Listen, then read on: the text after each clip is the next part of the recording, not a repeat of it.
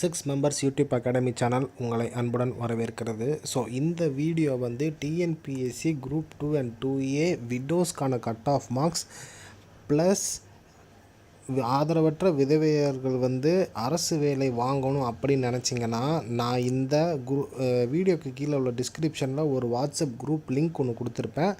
அதில் வந்து ஜாயின் பண்ணுங்கள். ஸோ அது மூலிமா வந்து நம்ம சேனலில் டெய்லி போடுற அரசு வேலை, அதாவது அரசு வேலையில் பல இது இருக்குது. ஆனால் அதில் ஆதரவற்ற விதவைகள் வந்து எந்த மூலியமாக ஈஸியாக அரசு வேலையை அடையலாம் அப்படின்றத பற்றி நான் டெய்லி வீடியோ போடுவேன்.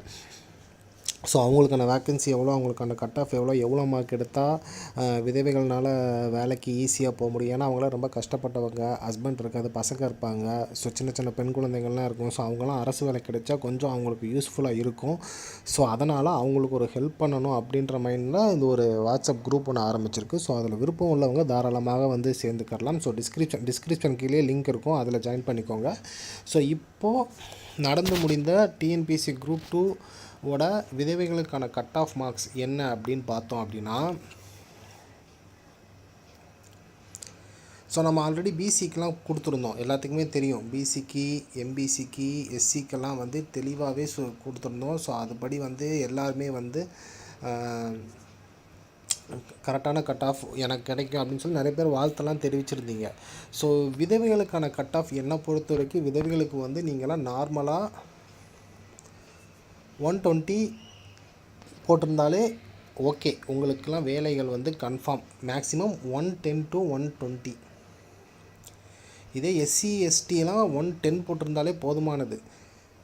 பிசி எம்பிசி பிசிஎம்லாம் 120+ போட்டிருந்தீங்கன்னா உங்களுக்கு வந்து வேலைகள் வந்து ஈஸியாக கிடைக்கும். வேலைகள் இல்லை, நீங்கள் வந்து மெயின்ஸுக்கு படிக்க ஆரம்பிக்கலாம்.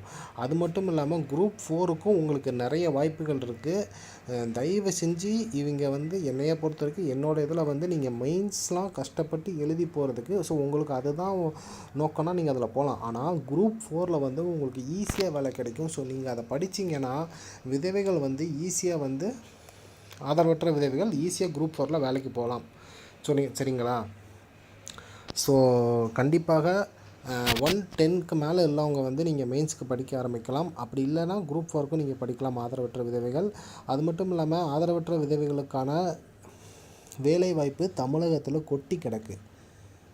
ஸோ உங்களுக்கு வேலை வேணும், நம்ம சேனலில் இதுக்கப்புறம் டெய்லி ஒவ்வொரு இதுலேயும் எவ்வளோ வேக்கன்சி இருக்குன்றத தனித்தனியாக எல்லா டிபார்ட்மெண்ட்டுக்கும் எடுத்து போட்டு என்னென்ன கவர்மெண்ட் சைட்லேருந்து வேக்கன்சி விட்றாங்க அதை டெய்லி நம்ம வீடியோவே கொடுப்போம். அதை நீங்கள் அப்ளை பண்ணி நீங்கள் நார்மலாக படிச்சுட்டு போகிறதுனாலே போதும்.